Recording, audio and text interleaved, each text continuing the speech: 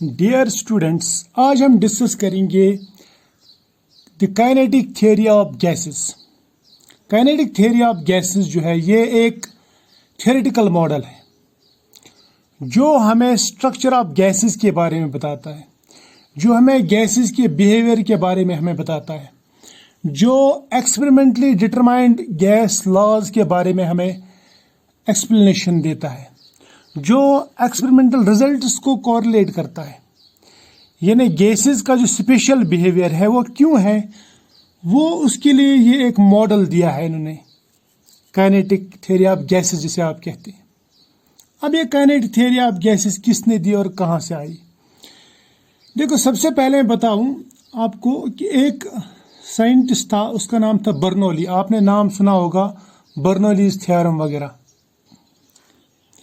इस बर्नौली ने, जिसने बर्नौली थ्योरम दी है, इसी ने ये 1731 में एक कंसेप्ट दिया। उस कंसेप्ट में उसने कहा जो गैस पार्टिकल्स रहते हैं, गैस के जो पार्टिकल्स है, constituent particles, these are very small particles, very small particles. किसके पार्टिकल्स? Gas particles. और ये कंटिन्यूअस मूवमेंट में रहते हैं, कंटिन्यूअस मूवमेंट।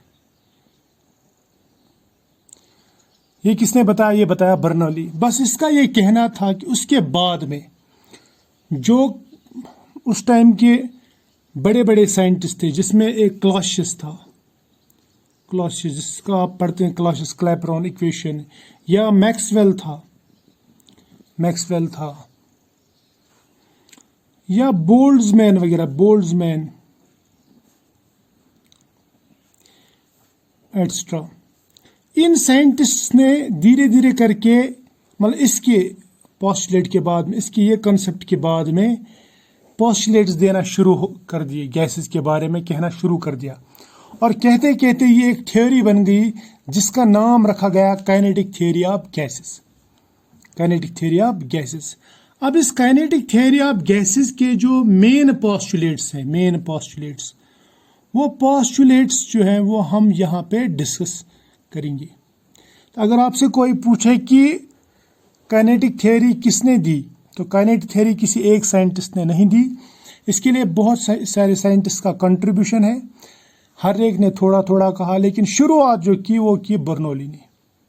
ठीक है, शाबाश। अब सबने जो पॉइंट्स दिए, उन पॉइंट्स का जो कॉम्बिनेशन बना, सबने जो कॉन्सेप्ट दिए इसके बारे में, गैसेस के बारे में, उस कॉम्बिनेशन को हम कहते हैं पोस्टुलेट्स ऑफ क्या? Kinetic theory. अब वो पोस्टुलेट्स क्या है, यानी काइनेटिक थ्योरी ओवरऑल क्या कहती है, इन नटशेल में बोल सकता हूँ। देखो, नंबर 1 ये कहता है कि इसके जो पोस्टुलेट्स, ये कहता है जो गैसेस हैं, गैसेस, ये याद रखना, गैसेस के बारे में कहता है। ये कहता है कि गैसेस जो रहते हैं, ये रहते हैं स्मॉल पार्टिकल्स। क्या रहते हैं? Small particles. मान लीजिए हाइड्रोजन गैस है, तो ये पार्टिकल्स एटम्स हो सकते हैं, मॉलिक्यूल्स, लेकिन या मॉलिक्यूल्स हो सकते हैं, लेकिन जनरली क्या रहते हैं? मॉलिक्यूल्स। अब एटम्स कहाँ पे रह सकते हैं? एटम्स रह सकते हैं नोबल गैसेस में, जैसे हीलियम, नियॉन, एर्गॉन, क्रिप्टॉन, लेकिन जनरली क्या रहते हैं? मॉलिक्यूल्स। अब किसी पर्टिकुलर गैस के जो मॉलिक्यूल्स रहेंगे वो रहेंगे आइडेंटिकल। क्या रहेंगे? आइडेंटिकल, यानी सेम रहेंगे वो, चाहे उनकी शेप हो, उनका साइज हो, या उनका मास हो, ये सब इनके सेम रहेंगे। ये पहला पोस्टुलेट है। स्मॉल टाइनी पार्टिकल्स रहते हैं जो identical in shape, size and mass रहते हैं। ये होगा एक।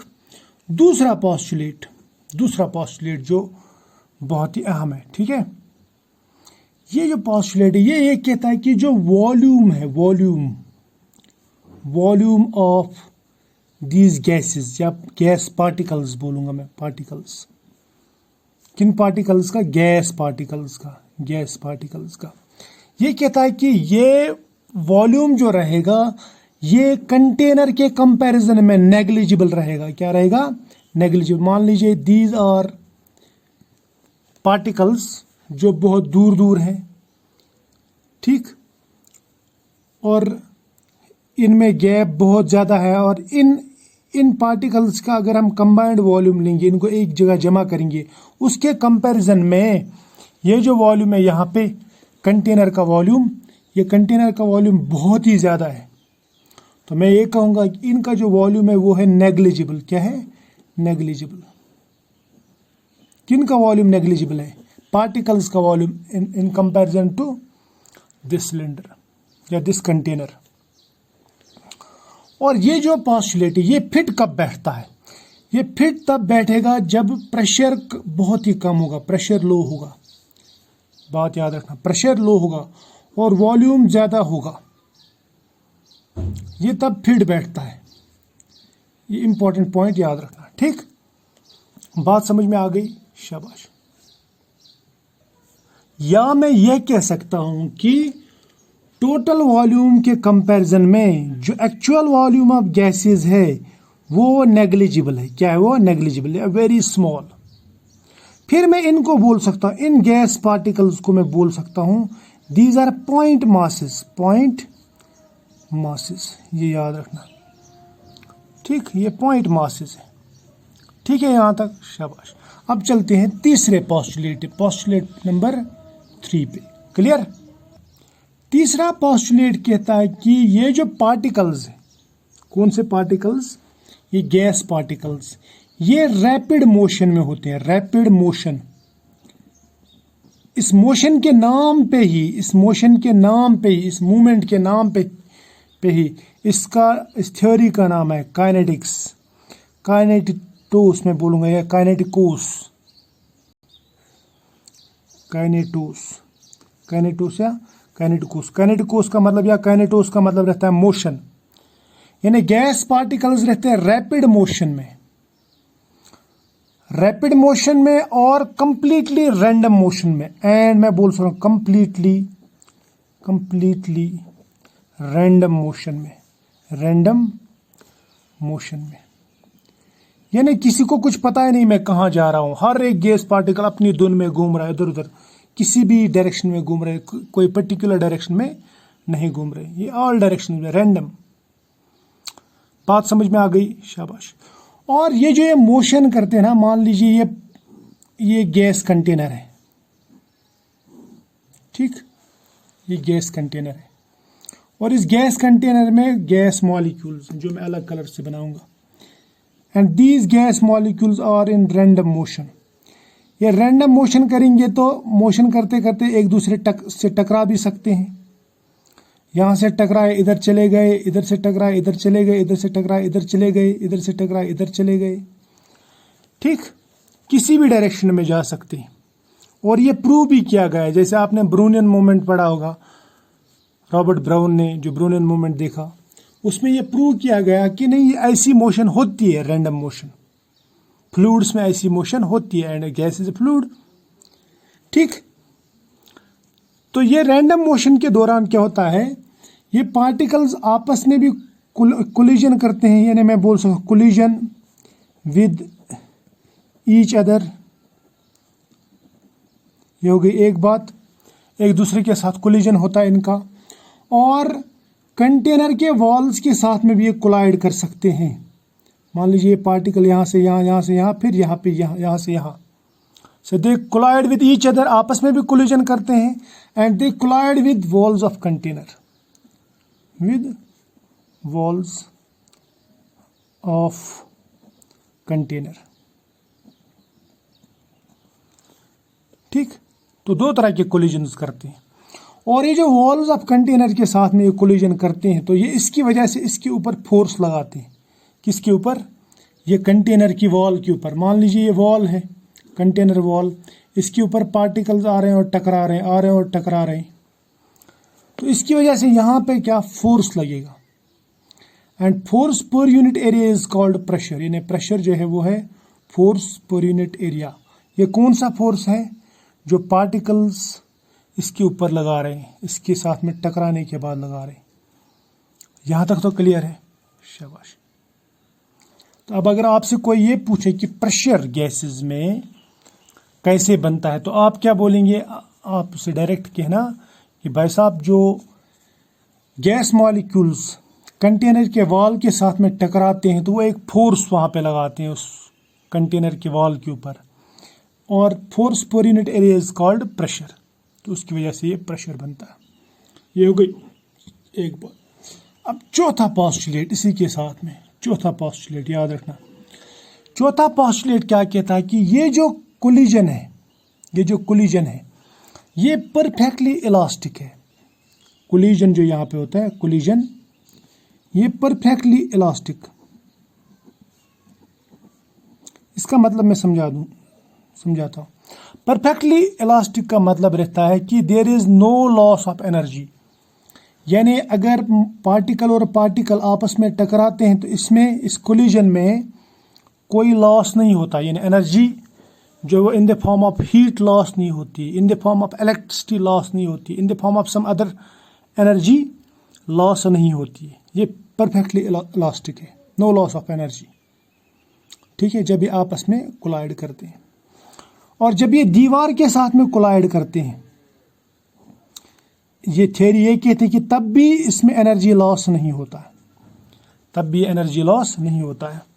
अकॉर्डिंग टू दिस थ्योरी अगर एनर्जी लॉस हो जाता, अगर एनर्जी लॉस हो जाता, सपोज एनर्जी लॉस हो गया, सपोज कर रहा मैं, तो क्या होगा, जो इनकी मोशन जो वो स्लो हो जाएगी, मैं बोलूँगा मोशन स्लो। तो मोशन स्लो हो जाएगी, तो उसके बाद में जब भी ये टकराएंगे दीवार के साथ में तो वो उतना फोर्स के साथ में नहीं टकराएंगे, तो फोर्स कम हो जाएगा, फोर्स डिक्रीज हो जाएगा। अगर फोर्स डिक्रीज हो गया तो प्रेशर डिक्रीज हो जाएगा, और प्रेशर डिक्रीज होने के साथ साथ में जब पार्टिकल्स में दम ही नहीं रहा इधर उधर मूव करने का, तो धीरे धीरे जो गैस पार्टिकल्स हैं वो कंटेनर के बॉटम पे जमा हो जाएंगे, है ना।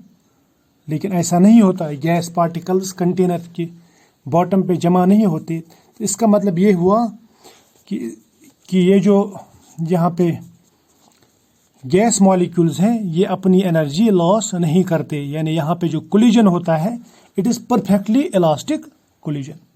बात समझ में आ गई? शाबाश। अब पोस्टुलेट नंबर 5 लेंगे हम। पोस्टुलेट नंबर 5 ये कहता है कि इसके ऊपर, यानी गैसेस के ऊपर, ये गैसेस की मोशन के ऊपर जो मैकेनिक्स अप्लाई होता है वो होता है क्लासिकल मैकेनिक्स। मैं समझाता हूँ क्लासिकल मैकेनिक्स क्या होता है। क्लासिकल मैकेनिक्स, या मैं बोल सकता हूँ इसके ऊपर न्यूटन्स लॉ जो है, Newton's law of motion, law of motion, वो अप्लाई होते हैं। और दूसरा रहता है क्वांटम मैकेनिक्स, जिसके अंदर न्यूटन्स लॉ नहीं लेते हम, बल्कि क्या लेते हैं, दूसरे लॉज, जैसे श्रोडिंगर्स वेव इक्वेशन या डी ब्रोगलीज इक्वेशन वगैरह, वो इक्वेशंस वहाँ पे अप्लाई होते हैं। हिजनबर्ग्स अनसर्टेनिटी प्रिंसिपल, वो एक्चुअली माइक्रोस्कोपिक पार्टिकल्स या बोलूँगा मैं सब एटॉमिक पार्टिकल्स के लिए वो लॉज अप्लाई होते हैं। ठीक है, इवन कि एटम्स और मॉलिक्यूल्स के लिए भी क्वांटम मैकेनिकल लॉज अप्लाई होते हैं। लेकिन ये जो थ्योरी है, ये थ्योरी गैसेस पे कौन से लॉज अप्लाई करते हैं? न्यूटोनियन लॉ, या मैं बोलूँगा न्यूटन्स लॉ ऑफ मोशन। यानी जो आप पढ़ते हैं मोशन के बारे में लॉज, जो आपने अभी तक पढ़े हैं, वही लॉज यहाँ पे अप्लाई होते हैं। ठीक, शाबाश। अब इसके बाद में जो छठा प्रिंसिपल है, सॉरी छठा जो पोस्टुलेट है, छठा पोस्टुलेट किसका? काइनेटिक थ्योरी ऑफ गैसेस का। वो क्या कहता है? छठा पोस्टुलेट कहता है कि पार्टिकल्स जो घूम रहे हैं या आपस में टकराते हैं, इनके बीच में ना फोर्स ऑफ अट्रैक्शन है, फोर्स ऑफ अट्रैक्शन ये नहीं है, ना इनके बीच में रिपल्शन है, या मैं ऐसा बोल सकता, these are independent of each other, independent of each other. या मैं ऐसा बोल सकता हूं कि इनके बीच में टकराव तो होता है लेकिन कोई इंटरेक्शन नहीं होती है, कोई इंटरेक्शन नहीं होती है। ना तो अट्रैक्टिव फोर्सेस डेवलप होते हैं, ना रिपल्सिव फोर्सेस, ना इनके बीच में कोई बातचीत होती। बातचीत ऐसे मजाक के तौर पे बोल रहा हूं मैं, मतलब इनके बीच में किसी भी तरह का इंटरेक्शन नहीं होता, ये सिर्फ कोलाइड कर सकते हैं, उसके अलावा कुछ भी नहीं। ठीक है, तो ये भी एक पॉस्टुलेट है, यानी यहाँ पे फोर्स ऑफ अट्रैक्शन कुछ नहीं और फोर्स ऑफ रिपल्शन ये भी कुछ नहीं। ठीक है, ये कौन कहता है? ये कहते हैं काइनेटिक थ्योरी ऑफ गैसेस। लेकिन आगे जाके यहाँ आप देखेंगे कि कुछ लॉज जो है या कुछ पॉस्टुलेट्स जो है वो गलत भी है। तो उनमें एक पॉस्टुलेट है वॉल्यूम का पॉस्टुलेट और दूसरा पॉस्टुलेट है ये फोर्स ऑफ अट्रैक्शन वगैरह। और ये जो पॉस्टुलेट है ना, ये कब एप्लीकेबल है, ये याद रखना, ये कब फिट बैठता है। ये फिट बैठता है तब जब आपका वॉल्यूम हाई हो गैस का, प्रेशर लो हो और टेम्परेचर हाई हो। इनको बोलते हैं हम आइडियल गैस कंडीशंस। क्या बोलते हैं? Ideal gas conditions. इन्हें हम आइडियल गैस कंडीशंस कहते हैं। तो आइडियल गैस कंडीशंस में ये लॉ जो ये फिट बैठ सकता है, क्योंकि उस दौरान force of attraction, force of repulsion और जो यहाँ पे मैं बोलूँगा ये इंडिपेंडेंट ऑफ ईच अदर हो जाते हैं, यानी न फोर्स ऑफ अट्रैक्शन होता है न फोर्स ऑफ रिपल्शन होता है। ठीक है, तो इतना भी याद रख लेना। ये हो गया एक बात। अब और एक पॉइंट जो है मैं बोलूंगा सेवंथ पॉस्टुलेट, इसका सेवंथ पॉस्टुलेट कहता है कि किसी भी वक्त मॉलिक्यूल की एनर्जी बहुत ही कम हो सकती है या बहुत ही ज्यादा हो सकती है, यानी मैं ऐसा बोलूंगा एट एनी इंस्टेंट। क्या बोलूंगा? At any instant A given molecule can have a given molecule can have very high energy or very low energy। यानी मैं बोलूंगा energy from small to very high, very high. इसका मतलब क्या हुआ? तो इसका मतलब क्या हुआ कि सपोज ये पार्टिकल्स आ रहे हैं, ये पार्टिकल आ रहा है, ये इसके साथ टकरा रहा है। मान लीजिए ये पार्टिकल स्लो चल रहा था अभी तक और ये पार्टिकल बहुत फास्ट चल रहा था, तो क्या होगा? यहाँ पे ये पार्टिकल इसके साथ टकराएगा तो ये फास्ट हो जाएगा। ये पहले फास्ट था, ये स्लो था। क्या था? स्लो। ये ए है, ये बी है, लेकिन बाद में क्या हुआ? ये जो बी पार्टिकल है ये फास्ट हो गया क्योंकि इसके साथ में टकराया, इसको एनर्जी मिल गई। और ये जो है ये वाला ये स्लो हो गया। अब ये स्लो, ए वाला स्लो और बी वाला फास्ट। बात समझ में आ गई? एनर्जी लॉस नहीं होगा बल्कि एनर्जी ट्रांसफर हो सकता है from this particle to this particle. और ओवरऑल एनर्जी जो रहेगी, ओवरऑल एनर्जी याद रखना, ओवरऑल एनर्जी या स्पीड में बोलूंगा वो कांस्टेंट रहेगी। क्या रहेगी? कांस्टेंट। लेकिन शर्त यह है कि टेम्परेचर कांस्टेंट रहे, एट कांस्टेंट टेम्परेचर। अगर टेम्परेचर कांस्टेंट है तो ये भी इनकी जो ओवरऑल एनर्जी है या ओवरऑल स्पीड जो है या ओवरऑल काइनेटिक एनर्जी जो है वो कांस्टेंट रहेगी। लेकिन जब हम टेम्परेचर बढ़ाते हैं, याद रखना मैं 8th पॉस्टुलेट बनाऊंगा इसको, टेम्परेचर जब हम इंक्रीज करेंगे तो काइनेटिक एनर्जी बढ़ जाएगी, ये आप सबको मालूम है। यानी स्पीड बढ़ सकती है, उस वक्त जो है एनर्जी चेंज हो सकती है। समझ में आया? और याद रखना जब पार्टिकल्स आपस में टकराते हैं, तो उस वक्त क्या होता है? दो चीजें चेंज हो जाती है। एक तो इसकी स्पीड चेंज हो जाती है, नंबर 1 स्पीड जो है वो चेंज हो सकती है, चेंज इन स्पीड बोलूंगा मैं, क्योंकि पहले ये टकरा इससे, ये स्लो फास्ट था, ये स्लो था, अब ये स्लो होगा, ये फास्ट। दूसरी चीज जो है टकराने के बाद में डायरेक्शन चेंज हो सकती है। डायरेक्शन, मान लीजिए एक पार्टिकल ऐसे डायरेक्शन में चल रहा था, सामने कोई मिल गया इसके साथ टकराया तो ये डायरेक्शन चेंज करेगा। जैसे यहाँ पे बताऊंगा मैं, ये पार्टिकल है, ये पार्टिकल आ रहा है और इसके साथ टकरा रहा है। ये वाला पार्टिकल जो बी पार्टिकल, ये ए पार्टिकल है, मान लीजिए ये पार्टिकल इधर जाएगा, एक पार्टिकल कौन सा?